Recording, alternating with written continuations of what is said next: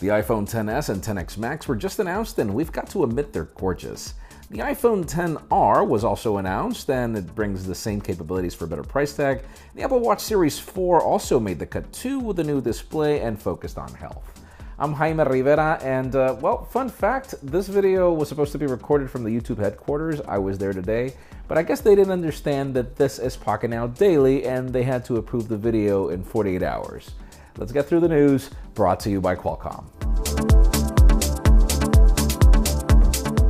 The official news today, believe it or not, do not begin with Apple. I promise you I'll have at least one thing. And it's focused on the new Poco phone. Those of you in the United States that want to get one, you can, but there's a catch.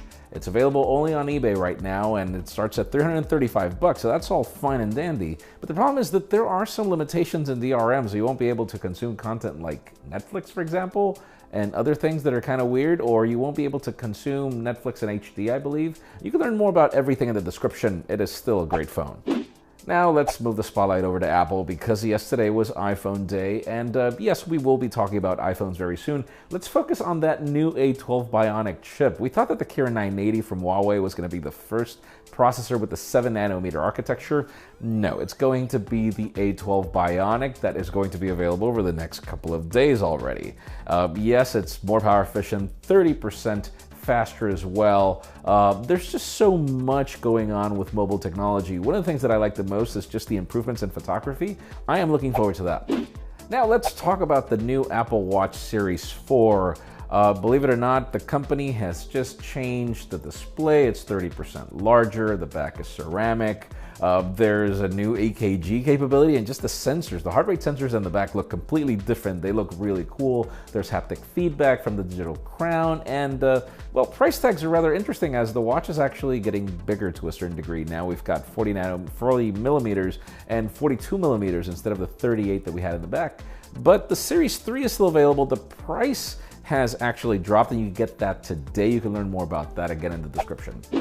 Now, it's very interesting that the one more thing at the Apple event was really the iPhone XR and not the XS that we're leaving for last. According to Apple, this phone is going to be for all markets. 6.1-inch display with a smaller footprint than the iPhone 8 Plus, apparently even better battery life. This new super liquid LCD display that's got Retina capabilities. It's got the A12 Bionic. It's got a ton of things. It's all fine and dandy. But definitely remember, if you're going for that more affordable iPhone, it might be the best time to list your current iPhone on Swappa, as this phone is slated for October. If you're looking for a more affordable option, you'd probably buy a better option at Swappa today for the current iPhones, or just list the one you have and prepare for that one to come.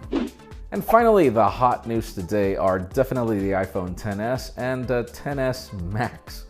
Where do they get these names? 5.8-inch displays, 6.5 inches. Obviously, that XS Max is huge. We've got dual cameras and apparently improvements in the display. They say that battery life is going to be somewhat better to the iPhone X. I love the references where I consider the iPhone X to have terrible battery life.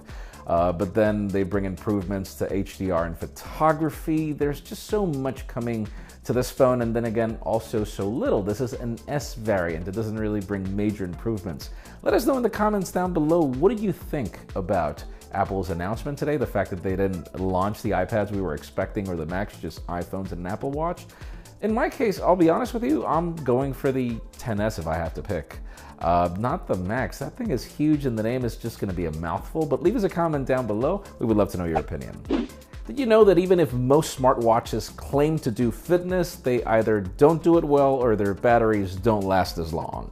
The new Qualcomm Snapdragon Wear 3100 now enables a dedicated sports mode. Depending on your watch, this means up to 15 hours of fitness activities with GPS tracking, heart rate sensing, all working without a problem.